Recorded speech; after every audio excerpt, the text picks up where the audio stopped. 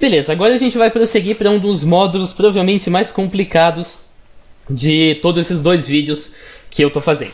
A gente vai falar agora a respeito de um cara chamado Dutch Synth. Eu vou chamar esse cara apenas de Dutch por questão de praticidade. E o que esse cara tem de especial? Basicamente o Dutch Synth você pode verificar no Facebook do Dutch Synth, você pode verificar no YouTube dele, ele tinha um Tumblr também, um WordPress, enfim, ele tem diversas redes sociais nas quais ele analisa mapas de radar e faz previsões envolvendo tornados, envolvendo terremotos, envolvendo tempestades e várias outras coisas do tipo. Até aí você deve estar pensando, tá, o Dutch Synth é um meteorologista e o que tem de mais nisso aí? Basicamente porque as previsões dele não envolvem coisas que normalmente os meteorologistas vão usar. Por exemplo, ele faz algumas previsões envolvendo as coisas chamadas Harp Rings, que em tradução livre aí seria anéis da Harp. Então ele pega algum tipo de formação estranha no radar, por exemplo, esses círculos concêntricos que ele chama de anel.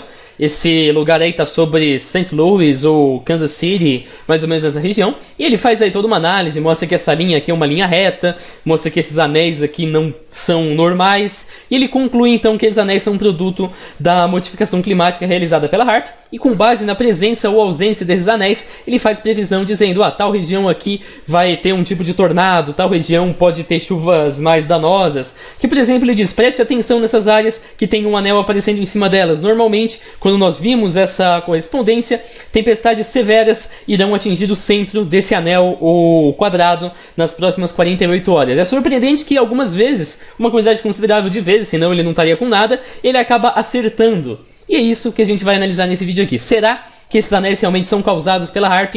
E será que essas previsões realmente têm algum sentido ou não? Em primeiro lugar, vocês devem estar pensando, tá, ele está falando que os anéis são da HAARP, mas eu posso dizer que os anéis são literalmente qualquer coisa no mundo que eu quiser. Extraterrestre, HAARP, sei lá, qualquer coisa. Então qual que é a evidência dele de que esses anéis são gerados pela HAARP? A gente pode dar uma olhada aqui no site oficial dele, porque o do WordPress foi ironicamente banido, então ele fez um outro site. E aí aqui ele cita como evidência, para comprovar o ponto dele, um documento do Ministério da Defesa, como você pode verificar aqui. Esse documento diz a respeito de uma investigação científica que a HAARP fez para gerar nuvens de plasma na ionosfera. E o resultado dessas nuvens de plasma está representado nessa imagem aí. Isso aqui é do próprio artigo que eu estou mostrando para vocês. Uma espécie assim de anéis concêntricos mesmo no céu. O artigo aqui chama de olho de touro, e a partir desse momento o Dutch também passou a chamar isso aí de olho de touro, mas antes ele chamava isso de anel e é praticamente a mesma coisa. Ele diz aqui inclusive que o tamanho, o diâmetro desses anéis é cerca de 80 km para a parte mais exterior, então essa ponto aqui, até onde aqui que eu estou mostrando com o cursor, teria já 80 km, esse meinho aqui teria 40 km, metade disso, e seriam dois, na verdade não é um único anel, seriam duas camadas, uma com um buraco no meio e outra no meio, então aí pareceria ser um anel vendo de baixo. É isso que vocês estão vendo nessa imagem aqui. E aí a gente tem dois pontos aqui, o primeiro deles é claro, toda a questão dos anéis, e o segundo é uma coisa que ele clama, ele diz basicamente o seguinte, que ele vem falando desses anéis desde 2009, por aí, e aí finalmente em 2016, dá pra ver a data aqui, 8 de março de 16, o Dutch teria encontrado este documento que a gente está vendo aqui, e esse documento seria uma prova cabal de que o Dutch estava certo o tempo todo. Inclusive ele diz aqui que as pessoas foram zoar ele, que as pessoas deram explicações estúpidas para esses anéis, os mesmos anéis que vocês estão vendo aí na tela. Por exemplo, insetos, morcegos, pássaros, ruído. No fundo ele diz que finalmente nós temos comprovação de que a HAARP é capaz de criar esses anéis, porque lá um documento do Ministério da Defesa prova que esses anéis são possíveis de serem criados. Então a primeira coisa que eu vou analisar, isso que eu vou analisar não indica nada a respeito da veracidade ou não do artigo. Só indica se o Dutch está regulando bem da cabeça ou não, porque ele diz que isso aqui foi uma descoberta que ele fez, que finalmente em 2016 a verdade veio à tona e ele pôde descobrir que a HAARP é capaz de criar esses anéis, alguma coisa que ele já estava prevendo lá de 2010. A questão é, na verdade, esse artigo não saiu em 2016. Se você der uma olhada aqui no próprio artigo que o próprio Dutch postou, você vai ver que ele vai até aqui até novembro de 2011 e a data de publicação, como você pode ver aqui, é 9 de novembro de 2011. Então isso aí saiu 5 anos antes do Dutch dizer que ele tinha finalmente descoberto a verdade a respeito da HAARP. E a coisa não para por aí. A gente tem aqui uma publicação da revista Nature de 2 de outubro de 2009. E nesse artigo é utilizado o mesmo termo, nuvens artificiais criadas na ionosfera por meio de um olho de touro. O olho de touro é exatamente a mesma coisa que eu falei para vocês, deve ter o quê? 1 minuto no máximo. Diz que essa formação ocorreu em fevereiro do ano passado. Seria fevereiro de 2008, porque esse troço é de 2009. Eu consegui também um artigo específico que fala a respeito do tal do olho de touro feito lá em 2008. Lembrando que isso foi publicado em 2009, então a gente aí já está com uma defasagem de 7 anos do Dutch. Então tudo que o Dutch está dizendo já estava publicado desde 2009 e ele ficou toda essa época especulando, enquanto ele poderia muito bem ter ido no artigo, ido na revista Nature e visto que realmente o mesmo olho de touro já era conhecido desde 2008 e teve uma segunda confirmação em 2011. Isso não significa que o Dutch está errado no argumento dele. Você vai ver que ele tá, mas não por essa razão. Só mostra que essa ideia de que ele é um visionário e tal não é bem assim, porque esse artigo já estava publicado aí para todo mundo acessar há um bom tempo antes do Dutch começar a fazer as previsões dele. 2016, na verdade, é a data em que ele descobriu que alguém tinha publicado esse artigo em algum momento e não a data em que o documento foi publicado para o público. O Dutch está aí bastante tempo atrasado, digamos assim. Agora que a gente já sabe, claro, que o Dutch não é um visionário, a gente vai focar em basicamente 3 tópicos. O primeiro deles, se a HAARP é ou não capaz de criar tais nuvens e o que exatamente essas nuvens são. Você já viu que a HAARP é capaz, acabei de mostrar, mas o que elas são a gente vai analisar.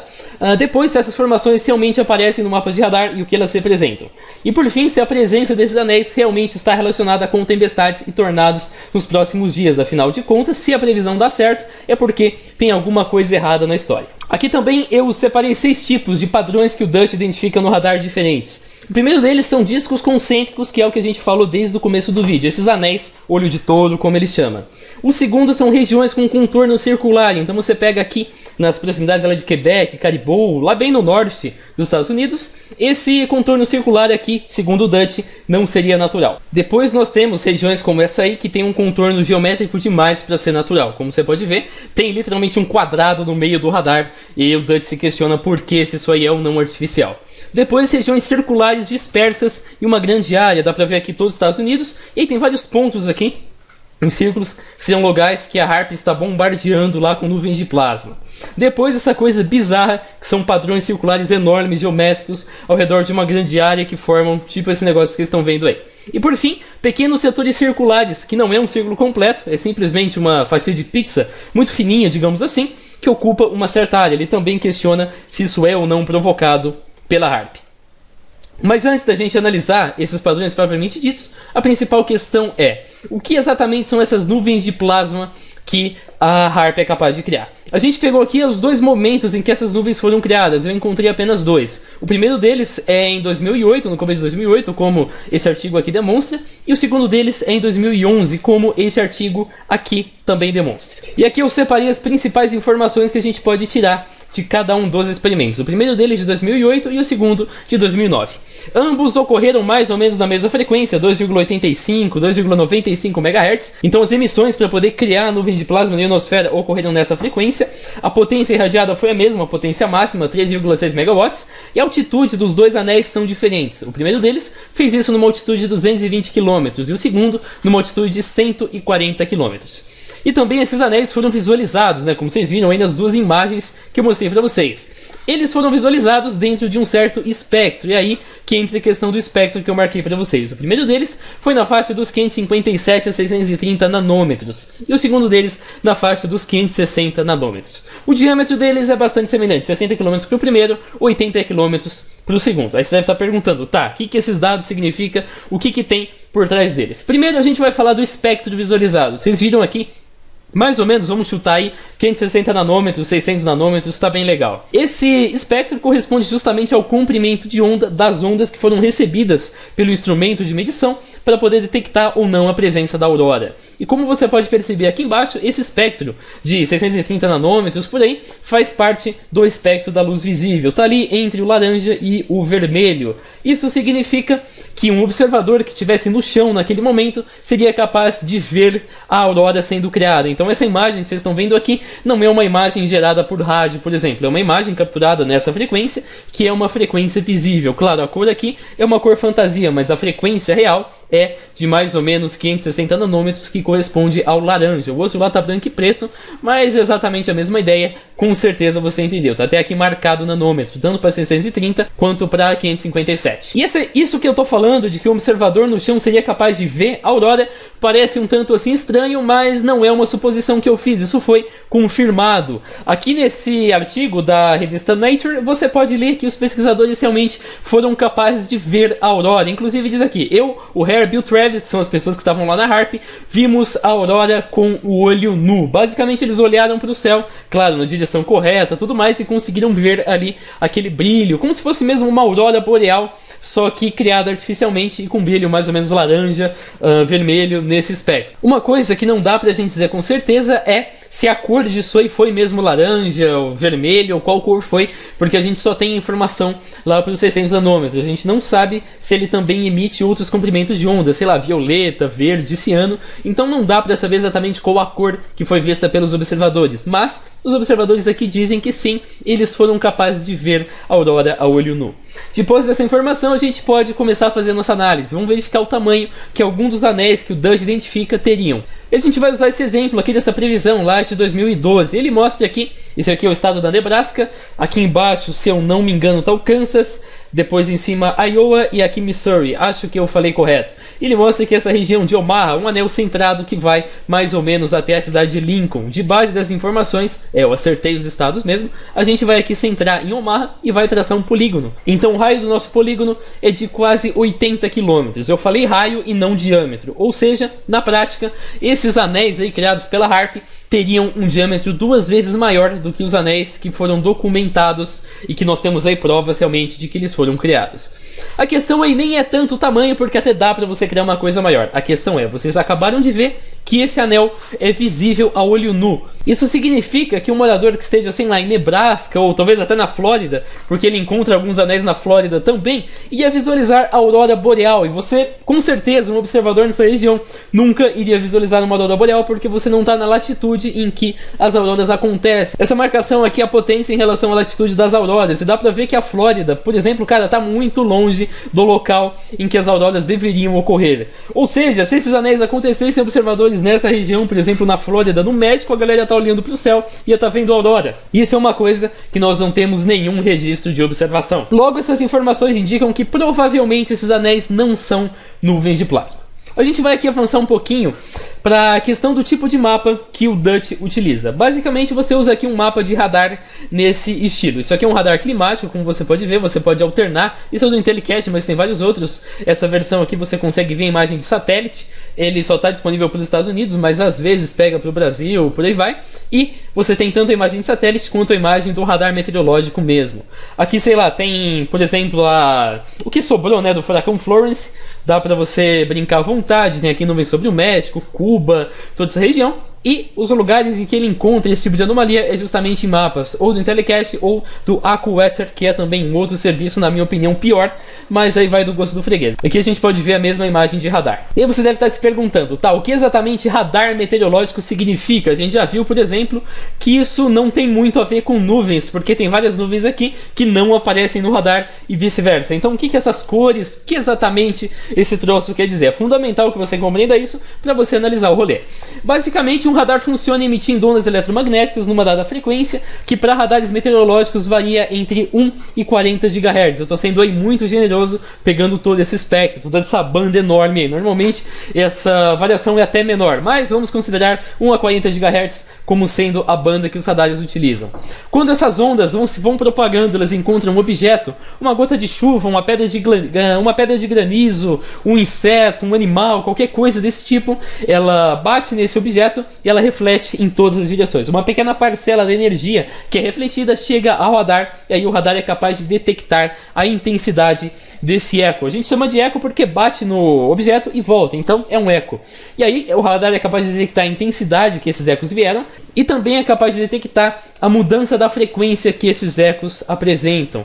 Isso aí é o efeito Doppler, talvez você tenha estudado no ensino médio, talvez não, mas conforme a variação da frequência, porque você manda a onda numa frequência, ela volta em outra, e você consegue comparar esse valor e decidir em que direção e qual velocidade o corpo tem, se ele está indo para frente a uma velocidade x ou se está indo para trás a uma velocidade y e assim por diante. E claro, ele também mede aí o tempo de retorno para você receber. Então basicamente o radar levanta as informações, tempo de retorno, potência e desvio da frequência. Isso permite você associar cada valor de potência a uma condição climática. Por exemplo, nessa informação aqui, isso aí medido em dBz. dBz é uma espécie de escala relativa logarítmica para você poder fazer essa medição. Não vem muito ao caso aqui entrar assim muito a fundo, mas a questão é, você pode associar diferentes níveis de potência, porque essa escala aqui indica a potência, a intensidade do eco recebido, com condições climáticas. Então, por exemplo, nós temos aqui que um valor aqui de 70, ou então rosa na escala, corresponderia a uma chuva muito forte, granizo e possibilidade de granizos bem grandes. Descendo aqui, por exemplo, 5, já indicaria uma nuvem, um ruído, nada muito importante. Já o amarelo, 35, seria chuva moderada, e assim por diante. Nós temos toda essa tabela. E aí a gente pode associar cada tipo de eco, cada intensidade do eco com um certo padrão climático, e também a gente consegue determinar se a tempestade está indo para frente, para trás e assim por diante. Ou seja, para esses radares funcionarem é necessário que eles reflitam ondas eletromagnéticas, que eles encontrem um corpo, uma gota de chuva por exemplo, essa gota receba onda eletromagnética e reflita a onda eletromagnética para chegar no radar, e aí sim a coisa funcionar. Isso não acontece com nuvens menos densas, e é por essa razão que a imagem de satélite e a imagem do radar não condizem, como dá para você perceber. Então essa região aqui tem nuvem, mas o radar não está detectando porque ela não está suficientemente densa, então portanto provavelmente não tem precipitação associada. E aí vem a questão, os radares meteorológicos dessa frequência são capazes de encontrar nuvens de plasma? Supondo que elas estivessem ali, elas não estão, mas vamos supor que tem uma nuvem de plasma aqui do meu lado, eu estou com um radar meteorológico, eu ligo o radar e eu quero saber, a onda eletromagnética vai bater na nuvem de plasma, vai voltar ou ela vai passar direto?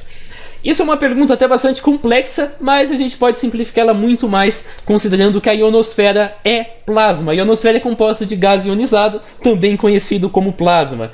E o plasma tem uma propriedade interessante. Se você mandar uma onda eletromagnética para o plasma, se a frequência dessa onda eletromagnética for menor do que a frequência, ou igual, claro, do que a frequência de vibração dos elétrons do plasma, vai ter reflexão. Se for maior que esse valor, não vai ter reflexão e aí a onda vai passar direto pelo plasma. E é por essa razão que os submarinos nucleares, que eu falei no vídeo anterior, utilizam de ondas com frequência muito baixa para fazer a comunicação na ionosfera. Então você manda nessa frequência, como a frequência está muito baixa, ela é capaz de ser refletida na ionosfera, e aí você consegue se comunicar entre diversos pontos ali por base de múltiplas reflexões. Então a onda vai, bate, volta, aquela coisa que eu já falei para vocês. O que acontece se você aumentar muito a frequência? A onda passa direto e escapa para o espaço. E como eu falei, a gente pode comparar aí a nuvem de plasma da HAARP com o plasma da ionosfera e basta verificar se a frequência dos radares é ou não refletida na ionosfera.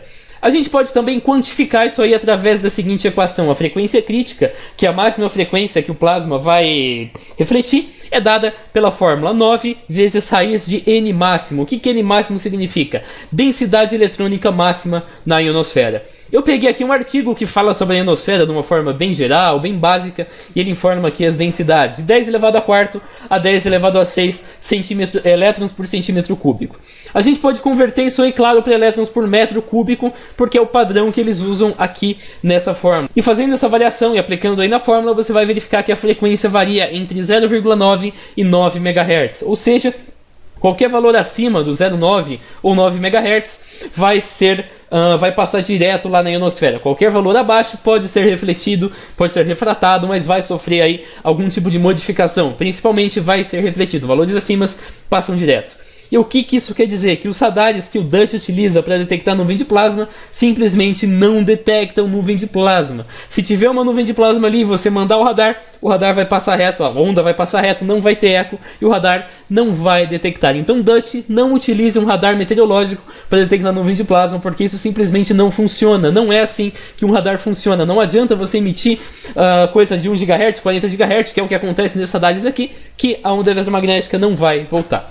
A gente tem mais ainda uma questão que mostra que não, isso aqui não é nuvens de plasma. Em relação à altitude do radar, normalmente um radar é alterado em um ângulo de elevação de 0 grau até 19,5 grau. É aquela elevação do radar mesmo. Por que você não utiliza valores maiores? Você pode, não tem problema nenhum, mas simplesmente não faz sentido, porque você vai escanear uma área do céu que está muito para cima, pouco para o lado, e nessa área muito para cima você vai ver apenas uma pequena fração do clima, e a maioria dos eventos climáticos acontecem na troposfera, na casa aí dos 16, 15, 20 km de altitude, e não dos 70 km de altitude, dos 80 km de altitude, e assim por diante. A gente tem também o dilema Doppler, que afirma que o produto entre a velocidade máxima que o radar é capaz de detectar lá pelo efeito Doppler e o raio máximo do radar corresponde à velocidade da luz vezes o comprimento de onda dividido por 8.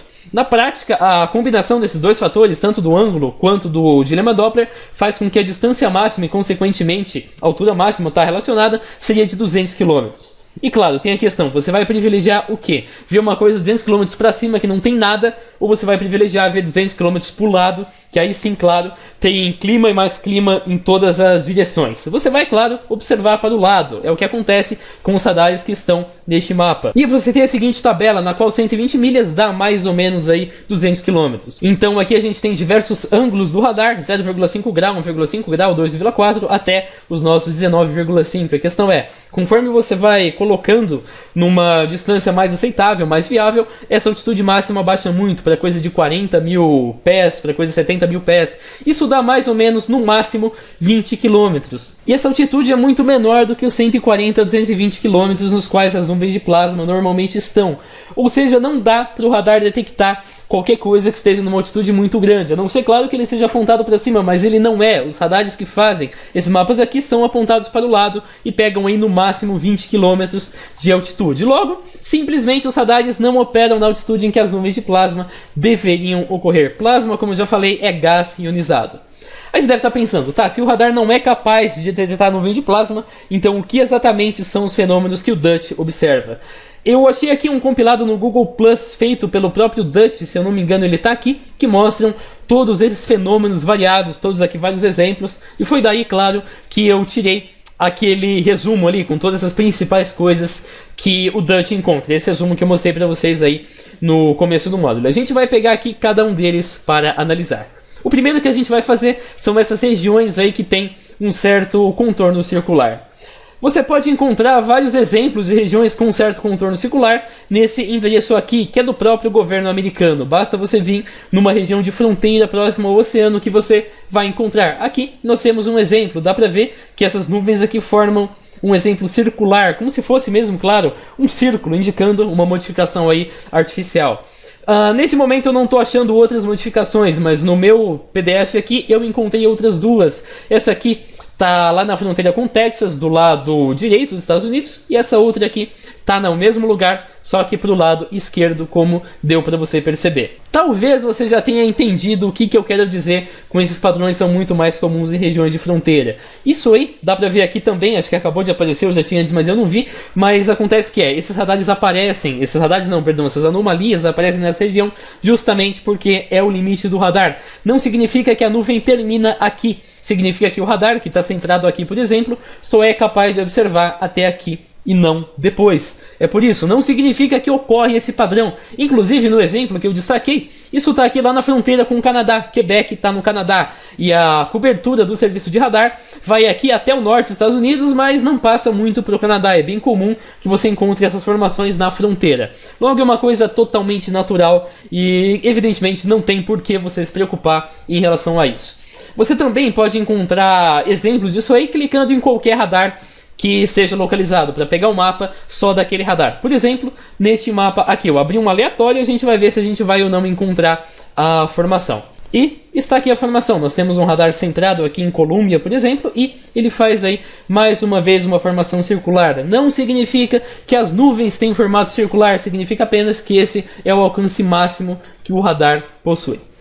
Já o próximo padrão que a gente vai observar são esses agrupamentos aqui de nuvens dispostos aí por todos os Estados Unidos. Esse é o tipo de padrão que você não precisa de nenhuma condição especial para você acessar. Basta você vir nesse site aqui, também do governo americano, pesquisar o radar e você vai encontrar ele o tempo todo. Toda hora, a qualquer momento, Pegue a minha palavra, vai nesse site agora e verifique, você vai encontrar exatamente o mesmo padrão. Vários pontos aí dispersos pelos Estados Unidos e o Dutch diz que a HAARP está bombardeando aí regiões específicas. Uma coisa muito curiosa, que na verdade é a explicação para o fenômeno, é que esses pontos aqui batem precisamente com os pontos em que tem radares Doppler lá nos Estados Unidos. Então pega esses 3 aqui na Dakota do Norte, por exemplo, vai no mapa, vai na Dakota do Norte, você também vai ver outros 3 pontos indicando os 3 radares. Eu facilitei ainda mais, fui no Photoshop e fiz a seguinte sobreposição.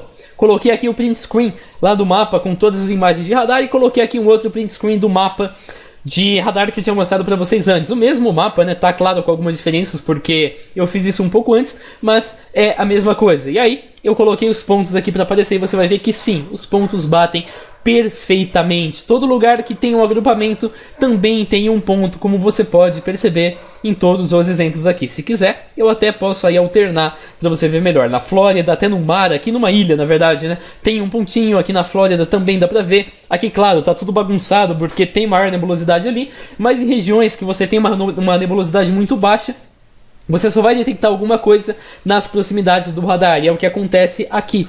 Então o radar detecta nuvens, coisas assim que pode até ser ruído, muito pequenas ao redor dele. E assim esses pontos sempre ocorrem ao redor do radar, como deu para você perceber. A próxima questão é até bem legal. A gente está falando agora desses setores circulares, aí, como se fossem pequenas pizzas que aparecem no radar. A gente não vai ter que fazer muito esforço para entender porque já tem um artigo pronto que explica como isso acontece. Basta você ver aqui no blog.maxservice, se eu não me engano, isso é lá da Austrália, é uma espécie assim, de projeto para engajar a população com o radar meteorológico. Ele vai explicar aqui para vocês como que esses radares, como que essas imagens no radar acontecem. Basicamente são 2 motivos. O primeiro deles é o Sol vindo no horizonte, tanto no momento em que o Sol nasce quanto no momento em que o Sol se põe. E aí ele forma essa linha que vocês estão vendo aqui. Deu para você entender muito bem do que eu estou falando. E outras situações também, que aí já é um pouco mais genérico, mas que também tem a mesma explicação, é que se tiver algum tipo de outra emissão sendo realizada ali na mesma região, alguma banda concorrente, você também vai ver a mesma linha conforme mostrado aqui. Então não, isso não tem nada de estranho, não tem nada de raro, não tem nada de conspiração, nada da HAARP. Agora, claro, vamos falar dos anéis, os concentric rings, ou então olho de touro, ou qualquer outra coisa que você escolher. Mais uma vez, a gente não vai precisar se esforçar muito, porque já tem uma galera que analisou isso aqui em 2007, então bem antes do Dutch começar a fazer as previsões deles. Eles pegaram um anel concêntrico que foi visto lá em Caribou, que é uma cidade bem no norte dos Estados Unidos, bem naquela região ali de Quebec, perto de Quebec, né? Essa região aqui ao norte, como deu para você entender. Perdão, ao norte, estou me referindo a essa região aqui ao norte. Caribou está inclusive nesse estado aqui de Maine. Retomando, eles encontraram esses anéis concêntricos lá nessa data, nesse lugar que eu falei para vocês, e a imagem é essa que vocês estão vendo aqui. Tem o centro do radar, nesse ponto, e aí nós temos vários anéis concêntricos. Eu acho que deu para você perceber com certeza. E para você entender exatamente como esses anéis se formam, você tem que voltar um pouquinho lá na história que eu falei para vocês a respeito das altitudes do radar. Perceba que nos ângulos entre 0.5 e 4.3 e até talvez 6.2, essas faixas, essas bandas de altura no qual o radar consegue pecar, são contínuos, então dá para você perceber que daqui até aqui você consegue seguir por todas as faixas sem passar por nenhum espaço em branco, deu para você entender. Já quando você pega de 6.2 até 19.5, essas faixas são discretas, ou seja, tem um grande espaço em branco entre elas, então você tem mesmo várias faixas distintas. Supondo que eu pegue todas essas faixas aqui e mostre para vocês sem nenhuma diferença de cor, você não vai conseguir notar que são faixas diferentes, mas se eu pegar essas faixas aqui e mostrar para você sem diferença de cor, você vai perceber que tem um espaço em branco. E a questão é, como que essa imagem aqui do radar, tanto do Intellicast, do AccuWeather, lá do governo, de qualquer outro lugar, é feita? O que os caras fazem é fazer o mesmo scanner do radar dentro de um ângulo de 360 graus, mais ou menos na mesma hora, em várias altitudes diferentes, ou seja, com várias inclinações diferentes. E o que você faz depois é pegar todas essas informações e sobrepor na mesma imagem. Já deu para você entender do que eu estou falando. Se refere, claro, a essa distribuição discreta. Então, quando você chega em algumas altitudes, você tem espaços em branco entre cada faixa. O que acontece no final é que quando você vai sobrepor as várias imagens que você consegue, o resultado dá esse aí. Você pega aqui cada uma das distribuições, cada um dos anéis correspondentes, claro, a cada altitude diferente, e aí você sobrepõe e o resultado é este aqui. Ou seja, mais uma vez, não tem nenhum tipo de radiação estranha realizada pela HAARP, nada sobrenatural, nada que não faça sentido. Isso aqui é simplesmente produto da forma pela qual esses sites funcionam. O Dutch deveria saber que esses sites aqui fazem a composição de várias imagens de radar no mesmo lugar, e, claro, envolvem altitudes diferentes, portanto, uma distribuição discreta que resulta nos anéis concêntricos. Mais uma vez, aqui dá para você perceber a distribuição para cada altitude, que você tem sim vários pequenos anéis, que isso é perfeitamente normal de acontecer, indica, claro, uma região ali de chuva, de qualquer outra coisa, e quando você coloca essas imagens sobrepostas, você tem uma distribuição discreta. E por fim, esse tipo de fenômeno é muito mais comum quando você tem uma precipitação estratiforme, como mostrado neste artigo aqui. Então, quando você tem, por exemplo, várias nuvens que fazem a mesma precipitação, mas elas estão em altitudes diferentes, desse jeito aqui, acho que deu para você entender pelo que eu estou mostrando. Eu queria desenhar, mas não tenho recurso. E aí, conforme o radar vai emitindo esses ecos e você pega as diferentes altitudes, você tem como se a nuvem estivesse um pouquinho mais distante. Aí você pensa que a nuvem está um pouco mais distante na mesma altitude, mas não, na verdade a nuvem está assim. E o que o radar faz é cada vez pegar um eco cada vez mais alto. E como isso aí está numa distância diferente do radar, apesar de, claro, ter altitudes diferentes, ele comprime tudo dentro da mesma fotografia. E aí você tem essa impressão de que isso está acontecendo de forma discreta em distâncias diferentes. Na prática isso está sim acontecendo, mas não de uma forma discreta. A descrição que a gente ocorre aqui é por causa dessa metodologia que o radar utiliza para realizar as fotografias. E também, claro, isso está acontecendo não na mesma distância, porque se tivesse acontecendo na mesma distância e não tivesse acontecendo de forma discreta, seria impossível. Mas não, ele está acontecendo numa formação desse jeito aqui. Então, cada ponto corresponde a um tipo de anel concêntrico. Eles são contínuos, então estão em distâncias maiores, e quando você pega cada faixa,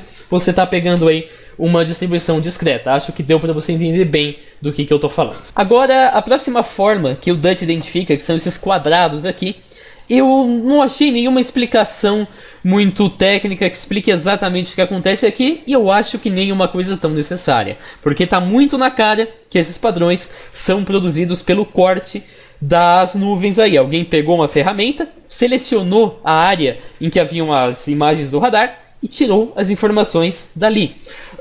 Você tem que ser muito ingênuo, ou então tá muito forçando a barra, para poder convencer de que esses contornos retos são um produto de algum tipo de manipulação climática, e que na verdade esses contornos retos acontecem.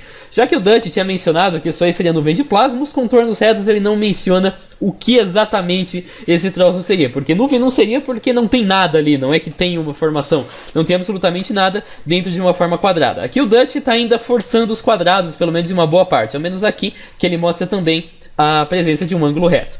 E uma coisa também que eu notei, analisando esses padrões, é que isso sempre acontece com as imagens da Intellicast. Essa aqui, por exemplo, é da Intellicast, e se você pesquisar aqui no álbum dele, lá do Google+, você vai ver que todos os registros aí de que esses quadrados acontecem, tipo aqui, também são da Intellicast.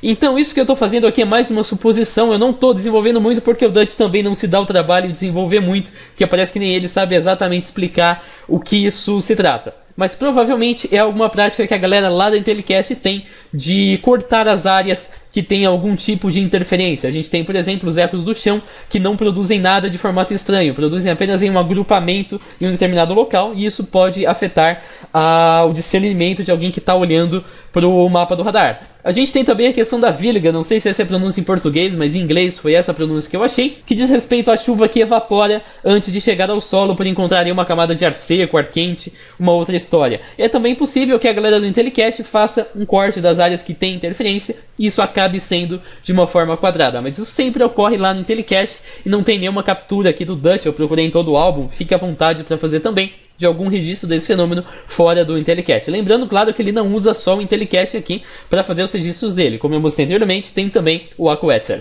E agora a gente vai para a parte mais legal do vídeo, que são esses padrões circulares geométricos aí estranhos que aparecem. Aqui esse é o tipo de módulo em que a jornada vai ser muito mais importante que a conclusão, porque o que eu vou fazer aqui é mais levantar as informações que a gente tem sobre esses padrões, mostrar o que uma pessoa com certo bom senso poderia derivar a respeito desses padrões, e aí você decide em qual dos dois lados você prefere acreditar. Então a primeira coisa que eu pesquisei quando eu fui investigar a questão desses padrões foi como exatamente esses padrões aparecem, quando, em que situações, em que lugares, em quais momentos. Na verdade eu descobri apenas que esses padrões aconteceram Eu descobri que esses padrões aconteceram apenas em 2 momentos, digamos assim, 2 períodos da história, desde que a internet tem monitorado para ver se as coisas acontecem.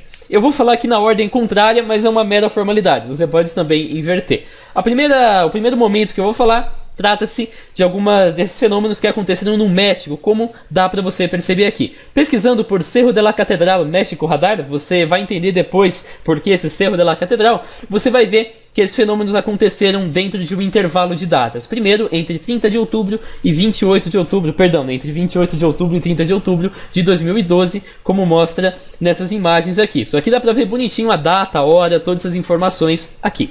E depois você vai perceber que isso também ocorreu entre 27 e 31 de dezembro de 2015, como dá para você perceber nessas outras informações aqui, nessas outras imagens. E o que você extrai quando você olha para essa imagem? Em primeiro lugar é que todos esses círculos estão centrados no mesmo radar. Se você der um zoom aqui, você vai ver Catedral Radar, como está aparecendo aqui. Todos eles, vou passar mais uma vez, catedral, aqui também tem catedral, e aqui não tem catedral, mas olhando o contorno dos estados, que são as cidades, inclusive, aí, as fronteiras, você vai perceber que eles também se situam no mesmo lugar, nessa mesma catedral. E aí, claro, eu fiz uma busca para tentar descobrir mais coisas a respeito do que a tal da catedral seria. Nesse endereço aqui, que é uma espécie de database geral de onde os radares estão, você vai ver que tem sim um radar no México chamado Cerro de la Catedral, e ele dá aqui inclusive a localização, latitude e longitude do tal do radar. É um radar que opera na banda C, tem uma torre de 14 metros, entre aqui outras especificações que ele dá. Esse aqui funciona na frequência de 5.6 GHz, como dá pra ver. Quem quiser aí, tem todas as outras especificações técnicas a respeito do tal do radar. E eu peguei aqui a localização, joguei no Google, pesquisei ali, tá até marcado aqui como o radar Doppler do Cerro de la Catedral. Você vai dar o zoom e você vai poder ver que é exatamente no mesmo lugar. Claro que tá dando aí uma girada meio não proposital da tela, eu vou até colocar aqui o norte para cima para coisa ficar melhor. E aí você vai ver que este aqui é a localização. Infelizmente o marcador tá bem acima da torre, né, daquela cúpula branca que tem em cima desses radares climáticos, que é essa cúpula branca que vocês estão vendo aqui. Vou tirar o zoom mais uma vez para você poder ver que realmente sim, esse radar centra-se no mesmo lugar que a gente está analisando. Então, ao que parece, tá aqui, inclusive aquela fronteira que corresponde aí ao estado do México. Minha geografia do México não é tão boa. E você vai perceber, como eu já disse várias vezes, que ele sempre centra no mesmo radar. Dada essa informação, a gente já pode notar que tem aí alguma coisinha meio estranha, porque afinal de contas, se isso fosse um fenômeno natural, se isso estivesse ocorrendo, isso não ocorreria sempre em 2 períodos diferentes, exatamente no mesmo ponto, exatamente ali centrando no próprio radar. Mesmo que isso fosse uma modificação externa, resta a pergunta, por que exatamente essa modificação é feita justamente em um único ponto, no mesmo ponto 2 vezes, e por que ela centra-se bonitinho ali dentro do próprio radar? Aqui, inclusive, acessando esse endereço, você pode ver o próprio radar da catedral sendo monitorado neste momento. Infelizmente aqui não tem como a gente verificar a imagem de radar antiga, mas a gente vai ver que lá na Austrália, que é o próximo tópico que eu vou abordar, também dá para você verificar. Aqui infelizmente não dá pra gente ver as imagens antigas lá do radar da catedral. Aqui dá pra até ver uma imagem um pouquinho antiga, né, uma animação, mas não sai disso e você não consegue verificar o arquivo lá para 2012, 2015, pra gente poder saber exatamente o que aconteceu. Mas depois vocês vão ver que é possível. E aí nesse momento, claro, surgiu toda a conspiração. O Dutch foi um dos principais emissários aí que colaboraram para a conspiração ganhar forças, e uma galera mais cética, por exemplo, esse cara aqui, El Reptiliano Cético, como você pode encontrar aqui no blog dele, mandou lá um comunicado, mandou perguntas para o Serviço Meteorológico Nacional. Ele escreveu um e-mail e a galera respondeu basicamente essa informação aqui. Ele diz mais uma vez o que eu reforcei para vocês, que corresponde ao mesmo radar do Cerro Catedral, lá no estado do México, que isso não tem nada a ver com nuvem, isso é um ruído interno de uma frequência cíclica, o que produz a repetição das cores nesse padrão aqui. Então esse padrão, essa espécie de espiral, é sim um padrão harmônico correspondente a um tipo de ruído interno que dá uma frequência cíclica ali na região. E é a segunda vez que esse problema aparece nas imagens de radar, então tem mais uma outra vez aí que aconteceu antes de 2002, mas que a internet não notou, mas que ele notou. Diz que é uma falha interna de algum equipamento e que não dá para determinar exatamente quando isso acontece, mas que ligando e desligando o radar o problema desaparece. Aquela boa e velha solução do TI. Arranca o modem da tomada, liga de volta, se voltar a funcionar tá tudo certo. Como, claro, não é uma falha tão grave, dá pra resolver, dá pra contornar, a galera parece que lá do observatório, lá do pessoal do radar, não se preocupou muito em identificar como uma falha ocorre. Mas é o que a pessoa explicou aqui, trata-se de uma falha interna e não de um fenômeno natural. E como a gente pode ter certeza que esse cara não é um reptiliano, Illuminati, infiltrado da CIA, qualquer besteira que você queira, que tá mentindo pra gente? Na verdade, a gente não tem certeza de que ele está ou não mentindo. O que a gente pode fazer, o que eu mais aconselho que você faça em todos os vídeos, é a análise crítica da situação. Por isso que eu vou mais passar os fatos e mostrar a minha conclusão, e você tira a conclusão que você quiser. A questão é, esse fenômeno acontece no mesmo lugar, várias vezes, 2 vezes no caso, mas em um período de dias, no mesmo lugar, centrado em um radar específico, que é lá o radar do Cerro Catedral. Lembrando que Cerro Catedral não significa Catedral Metropolitana. Eu sofri bastante porque eu achei que Cerro Catedral seria a Catedral Metropolitana lá do México e fiquei meia hora procurando a droga de um radar em cima de uma catedral, enquanto na verdade, claro, não tinha nenhuma torre de radar. Já a próxima ocorrência aí do fenômeno é um pouco mais curiosa e aconteceu na Austrália. Nesse endereço aqui, da European Union Times, você pode dar uma olhadinha a respeito de como essa falha aconteceu. Trata-se de um fenômeno, na verdade não exatamente um fenômeno, mas um conjunto de observações que o povo, tanto da internet quanto lá da Austrália, também observou entre janeiro e fevereiro de 2010. Ao todo nós temos 8 anéis, 8 anomalias. Eu não digo anel porque isso aqui não parece tanto um anel, tá mais para uma anomalia. Mas 8 anomalias que se distribuíram entre diversas localizações do país. Aqui dá para você ver bem essas anomalias. E lendo esse link aqui que eu acabei de mostrar para vocês, você pode ver a data em que cada tipo de anomalia aconteceu. Aqui ele diz, por exemplo, que o primeiro anel aconteceu no sul da Austrália no dia 16 de janeiro. Apenas diz sul da Austrália, mas não menciona exatamente qual a localização. O outro anel aqui apareceu no noroeste da Austrália, já em 22 de janeiro. Aqui ele inclusive mostra uma imagem mais detalhada que a gente vai abordar depois. O terceiro anel apareceu no sudoeste da Austrália, perdão, no sudeste da Austrália, no mesmo dia. O quarto anel apareceu mais uma vez no sudeste da Austrália, só que dessa vez no dia 27. Depois o quinto anel apareceu no nordeste da Austrália entre 2 e 3 de fevereiro de 2010 também. Esse anel que vocês estão vendo aí, todos vocês já viram o anel com certeza. Depois o sexto anel apareceu no centro-nordeste da Austrália em 4 de fevereiro de 2010. E por fim, o sétimo e oitavo anel apareceu na região sudeste da Austrália, como dá para você perceber aqui. Ele menciona ainda um nono anel, mas é 2 anéis concêntricos, aquilo que a gente já analisou anteriormente. Então eu estou desprezando esse aqui, porque não entra muito no quesito. A coisa mais interessante da Austrália é que ela armazena um registro das imagens de radar que foram observadas em todo o período. Claro que tem umas certas lacunas nesse período, mas dá para você acessar aqui para diversos radares, como dá para perceber nessa página. Tem aqui várias localizações ao redor da Austrália e você pode buscar por uma certa data. E esse aqui é o registro do radar que aconteceu lá em Broome. Eu vou subir aqui de novo para você encontrar qual que é o tal do radar de Broome, mas é aquele que tinha aparecido aquela imagem um pouco mais complexa que eu falei para vocês, que a gente ia voltar daqui a pouco. É essa imagem aqui. Então corresponde ao segundo radar. Segundo anel, esse anel que vocês estão vendo aqui. E o que dá para você determinar a partir disso aqui? Que as cores são legais? Também, mas não apenas. Dá para você analisar como exatamente esse fenômeno aconteceu. Então eu vou deixar aqui rodando, mas foca nessas informações. Nós estamos aí. Isso aqui é a data local, isso aqui é a data lá em Greenwich. Então vamos focar aqui na data local mesmo. Dá para você perceber que essa nossa conjunto de frames começa no dia 21 de janeiro de 2010 e termina no dia 22 de janeiro de 2010 às 19 horas. Ela começa também às 19 horas. Eu vou aqui deixar para rodar um pouquinho e daqui a pouco observa aqui os dois lugares, mas acabou de passar a interferência. Vamos aqui centralizar a interferência. Você vai ver que ela aconteceu às 23h40 do dia 21. E depois nós temos aí um outro frame que não aparece nada e depois... esse aqui é o frame vazio e esse aqui é o frame em que a interferência aparece mais uma vez, dessa vez à meia-noite. Vou rodar aqui de novo para você ver exatamente como isso acontece. Aparece, desaparece, aparece de novo e aí, claro, o radar roda, depois aparece aí um sistema com nuvens mais carregadas e tudo mais. Mas o que interessa pra gente principalmente é essas duas marcações. E o que isso aqui permite concluir? Primeiro, claro, que essa distância saiu bastante aí do centro do radar. Essa marcação se expandiu aí para todos os cantos dessa imagem quadrada que nós temos marcando todo o raio do radar. De fato, o raio do radar vai além dessa imagem quadrada, ou pelo menos se limita a essa imagem quadrada, como dá para você perceber aqui, para as demais nebulosidades. E a coisa mais legal é que isso durou apenas, no máximo, assim, estourando meia hora. Por quê? Porque a primeira vez em que isso acontece são 23h40. Aí isso desaparece depois isso aparece às 0 horas. Então, extrapolando aí, nós teríamos que esse fenômeno, esse anel estranho, demorou apenas meia hora. Já dá para você perceber que para um troço desse se configurar e se desconfigurar em 10 minutos, considerando, claro, que isso seja uma nuvem de plasma, uma modificação climática, qualquer coisa real lá na ionosfera ou na atmosfera. No caso, isso teria que ser na troposfera, né? Porque o radar simplesmente não tem alcance para a ionosfera.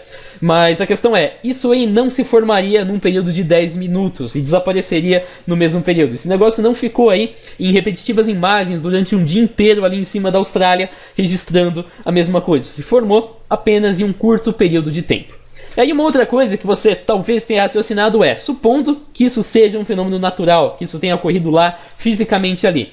É claro que os demais radares na região iriam notar tal fenômeno. Então, claro, o nosso próximo passo seria determinar se os radares na região notaram ou não o fenômeno em questão. Para isso, eu vou voltar aqui num site que aparece o mapa dos radares na Austrália, que é esse aqui, esse Colin Andrews, é uma das principais pessoas aí que fizeram essa conspiração sobre os radares na Austrália, mas o que interessa pra gente é esse mapa, e a gente vai ver que o círculo em questão aconteceu lá em Broome, como dá pra perceber. Broome tá nessa região aqui. Vamos então pegar uma região de Port Hedland. Eu fiz aqui até no Google Earth, você vai perceber que a distância entre Broome e Port Hedland é de mais ou menos 500 km. Vou aqui traçar a reguinha mais uma vez para você entender do que eu estou falando. Tá aqui, quase 500 km, de uma forma bem tosca que eu acabei de traçar essa régua. E a gente pode ainda também olhar para a imagem do círculo. Eu vou voltar aqui para a imagem do círculo.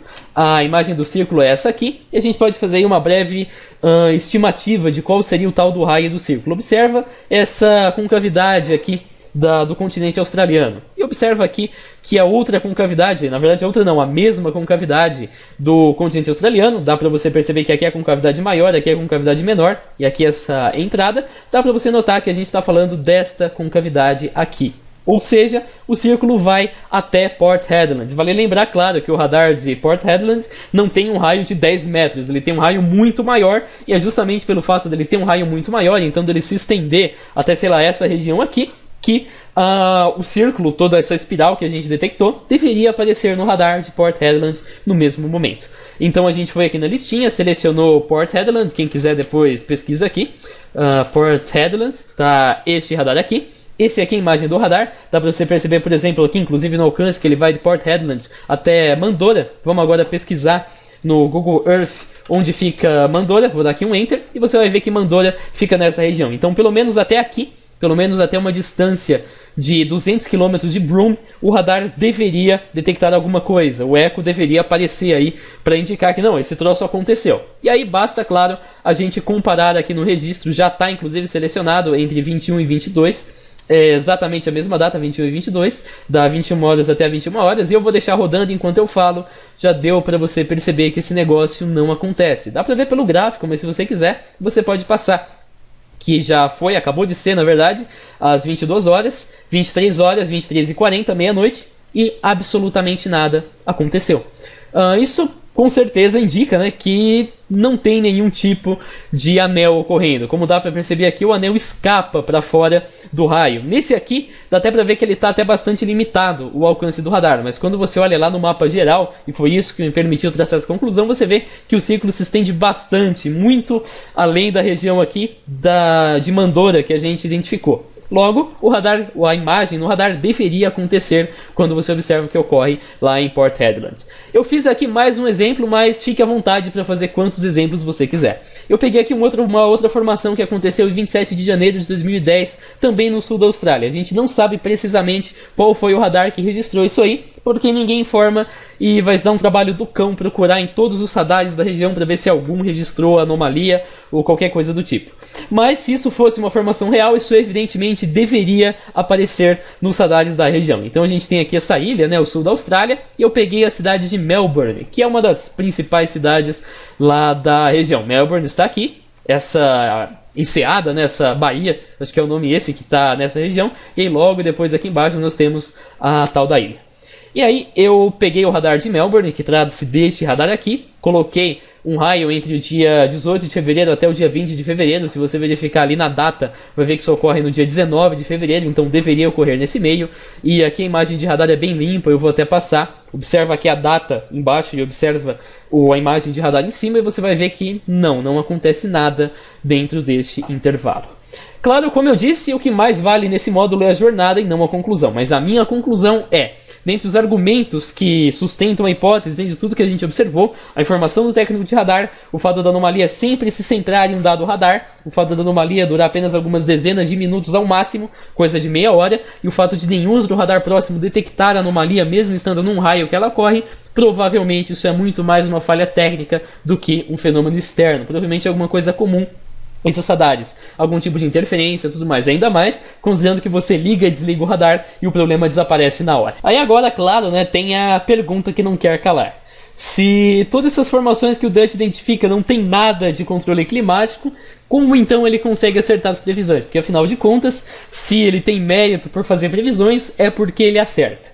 Então, para isso a gente vai fazer aqui uma análise de algumas previsões que o Dutch realizou. A gente vai pegar essa previsão aqui, por exemplo, que é uma das previsões que ele acertou.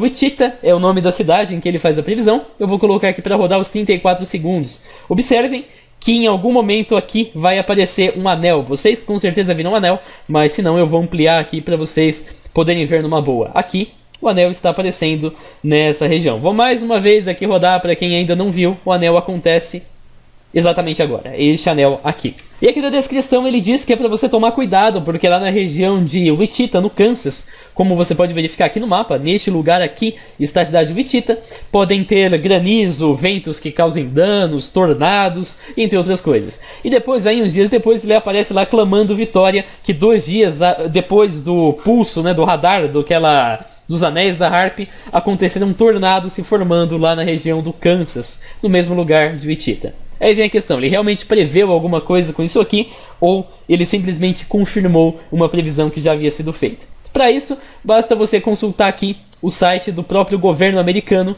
que chama-se Storm Prediction Center, se eu não me engano. Vou copiar aqui o link e colar para você entender do que eu estou falando. E aqui você pode encontrar nesse site várias previsões para diversos tipos de fenômenos que pode acontecer. Tem aqui inclusive a questão para fogo, para focos de incêndio selvagem, para tempestades, para ventos que podem causar danos, para tornados, entre outros. Aí a gente vai pegar aqui a questão da previsão de tempestades. E o legal é que você pode aqui embaixo colocar uma data para obter a previsão de um determinado dia. Nessa versão aqui, por exemplo, eu coloquei a data desta previsão aqui, 17 de abril de 2015. Dá para você perceber aqui pela data aqui em cima, 17 de abril de 2015. E surpreendentemente, sim, havia previsão de 10% de tempestade nessa região aqui do Kansas. Eu vou mostrar mais uma vez no mapa. Eu aconselho você, caso você não tenha familiaridade, pega essa bordinha aqui de Nebraska e aí pega o Kansas, e aí vê aqui a bordinha de Nebraska, aqui está o Kansas, e o Kansas todo está sobre essa área com 10% de alerta. 10% parece pouco, mas a própria galera lá nas informações aqui a respeito de como usar esse fenômeno, ela explica que não, que 10% pode parecer pouco, mas uma probabilidade de 10%, onde normalmente ocorre 0, é sim uma coisa para você se alarmar. Aliás, é inclusive por isso que a previsão aparece nessa região aqui. Se a sua região, a região que você mora, está nessa previsão, é porque é bem provável que tenha algum tipo aí de tempestade na região. Tem de tempestade, tem de tornado, tem de várias outras coisas. Ou seja, o Dutch aí não está fazendo nada muito sobrenatural. Ele está simplesmente encontrando um anel da Harp e falando, na região que tem um anel da Harp vai chover, e aí chove mesmo. Mas será que chove porque tem um anel da Harp? Ou será que ele escolhe as regiões em que tem um anel da Harp e aí sim anuncia dizendo que vai chover, como aconteceu aí? Então já tinha previsão de chuva, ele achou um anel da Harp ali, e aí, claro, informou a todo mundo para se alertar porque podia chover naquela região. Você não precisava assistir o Dutch para poder se alarmar a respeito da chuva. Bastava você ligar aqui na previsão do tempo, acessar esse site para você ver que sim, tem probabilidade de chuva. E aí vem, claro, a pergunta, o que exatamente ele está fazendo? Será que ele escolhe os lugares ou será que realmente essa previsão é real e aí a previsão do governo simplesmente, ou qualquer outra previsão, simplesmente segue o padrão que o Dutch identificou? Para isso, a gente não vai conseguir muita resposta olhando o canal do Dutch Sense, porque tem muito poucos vídeos e nesses vídeos ele acerta. Isso que é mais estranho. Mas nós temos lá o Google Plus, que eu tinha falado para vocês no começo do vídeo, e isso vai ser de grande ajuda.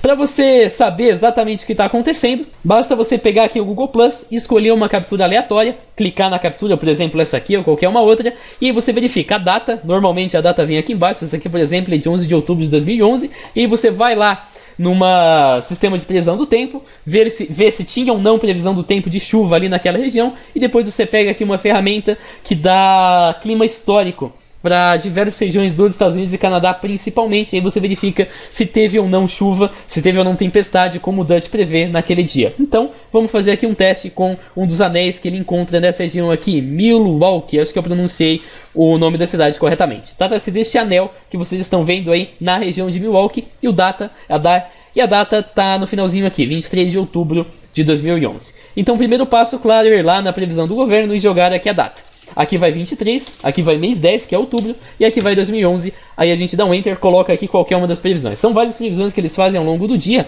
Eu vou aqui abrir duas para você entender. Na última previsão ele diz que tem menos de 10% de probabilidade de tempestade em todos os Estados Unidos. E na outra previsão, que é um pouquinho anterior, ele diz que tem 10% de chance nessa região aqui do nordeste do Texas, esses lados. Mas aqui na região da cidade, que eu já esqueci o nome, Milwaukee, que a gente está pesquisando, não tem nenhuma probabilidade em nenhum momento. E conforme as informações indicam aqui, não há previsão de chuva para essa região. Aqui a gente tem as datas, você pode pegar outra se quiser para fazer os testes, mas as últimas previsões indicam que tem menos de 10% de probabilidade em toda a região. Esse foi o tipo de anel que o Dutch não anunciou no canal, ou se anunciou ele já apagou o vídeo.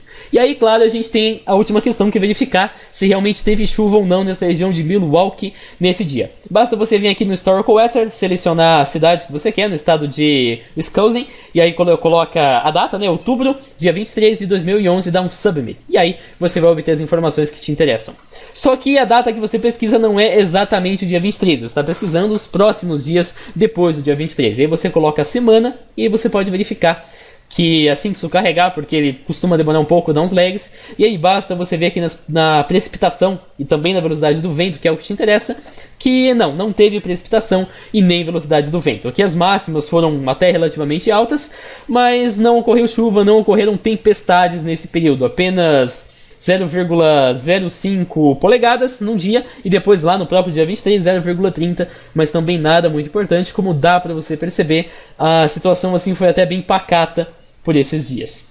Você pode ainda, se quiser, fazer vários outros exemplos aqui, pegando casos aleatórios, comparando com a previsão do tempo e depois comparando com o que aconteceu de verdade. Você vai perceber que não tem nenhuma correlação envolvendo os anéis, envolvendo o acontecimento específico. Vamos pegar aqui, eu estou fazendo puramente de improviso um exemplo, dia 24 de outubro de 2011, na região aqui de Nashville.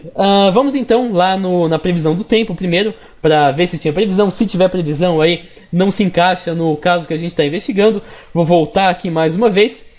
E, perdão, adiciona mais uma, e aí aqui na data nós vamos colocar 24 do 10 de 2011. Vou apenas voltar aqui na data para confirmar, isso mesmo, 24 de outubro de 2011. E aí nós temos aqui as previsões, vou pegar aqui duas previsões aleatórias, fazer uma amostragem aqui pura, e aí nós vamos verificar se tinha ou não previsão na região. Como dá para perceber, vou até voltar aqui para ver a região, porque eu tô meio bugado ainda. Ele pega aqui a região de Nashville, nessa pontinha, portanto essa região aqui não tem nenhuma previsão de chuva e também não tem nenhuma previsão de chuva. Vamos então verificar se realmente choveu ou se ventou numa escala considerável nessa região. Vou voltar aqui no Weather Underground, vou, claro, voltar aqui o máximo possível.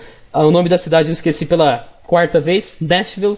Vou pesquisar aqui Nashville. Você vai ver que tem um monte de Nashville, mas a Nashville que a gente está procurando é no Tennessee. Vou até verificar aqui o estado, caso você tenha dúvida. Tennessee, essa coisa comprida que aparece aí é o próprio Tennessee, Nashville, acho que já deu para perceber. Vou selecionar a data, né, 24 de outubro de 2011, e vou dar um Submit para a gente ver o que vai acontecer, se teve ou não registro na região. Mais uma vez aqui, vou selecionar o registro semanal, marco aqui semanal, espero os resultados carregarem, e vocês vão ver que teve alguma precipitação, mas não muita precipitação. Esse aqui é o gráfico de precipitação, a gente pode descer lá embaixo, vai ver que coisa de 0,48, mas isso aí foi 4 dias depois, então mais uma vez não rolou, o vento até ficou um tanto pacato. Ou seja, a gente consegue levantar vários contra-exemplos e você está convidado a fazer quantos você quiser lá no Google Plus para achar vários casos em que a previsão do Dutch não funciona. E o que o Dutch faz é simplesmente encontrar uma região do mapa que tem um anel, aí ele pega esse anel que a gente aí já estudou todas as causas, e aí você conclui que esse anel está indicando uma tempestade, mas você só conclui isso porque você sabe que na região específica tem previsão de tempestade. Ou seja, na prática você só está atribuindo uma causa que você não sabe o que é para um fenômeno que você tem informação do que vai acontecer. E claro, você acerta porque a previsão do tempo acerta, mas não porque você é um gênio e consegue fazer previsão.